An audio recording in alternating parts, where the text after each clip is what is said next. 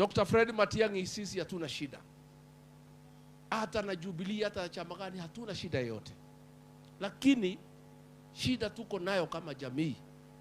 Tulidanganywa na Ruto, tukaenda harusi na gari ya mtu mwingine. Kufika kwa mtu akatuambia tufanye nini? Tukapata shida mingi sana. Ndio wazee, wa mama, mabishopu wakakuja wa Munyoro, wakaniambia tengeneza gari yetu. Ndio tukienda harusi na mtu mwingine siku nyingine tukue na gari kati kwa twalekanire. Kwa hivyo ndio sisi tuko na gari na tutafanya harusi na mtu yeyote ambaye tutaelewana. Wewe tukielewana, Kalonzo tukielewana, kila mtu tukielewana. Lakini hiyo harusi tutakuja na gari kati kwa twalekanire. Tuonire thina na guthio hiki na gari yake. Yurage kiaga. Gutire tukathio hiki na gari yake. Kwa sababu tunasema ukiumwa na nyoka nyeusi, hata ukiona nyungu nyeusi unafanya nini? Unatoroka.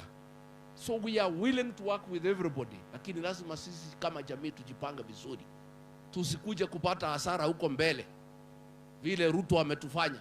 Tumeogopa sana. We must be careful as a region. We cannot just go into anything without being well prepared. Kwa sababu tumeona utire weli daga agithia tagikate we kama hetia ti oru ndio gwekate hapo, ndio hatuwezi rudia hiyo makosa. We must be very organized as a people as we negotiate and form government with our friends and cousins.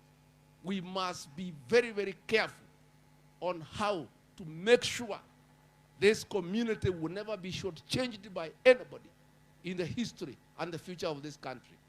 And we have known where we held. Pahali tulifanya makosa ni kwenda kwa William Ruto na chama yake ya UDA. Hapo ndio alituchengea 9-0. We will never repeat that mistake.